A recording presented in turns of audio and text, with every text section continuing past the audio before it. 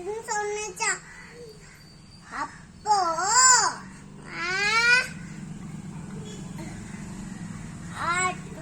எலி போகும்போது பின்னாடி வலைய மாட்டி விட்டாங்க சிங்கம்.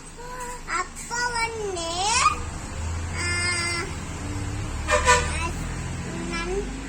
எலி கேட்டுச்சான், நண்பங்களே இங்க ஓடிட்டு போவாங்க அப்படின்னு கூப்பிட்டான். கடிச்சிட்டான். வெளியில கண்டுருச்சா. இதுல இருக்கவங்களுக்கு ஆபத்துல இருக்கவங்களுக்கு உதவி செய்யணும்.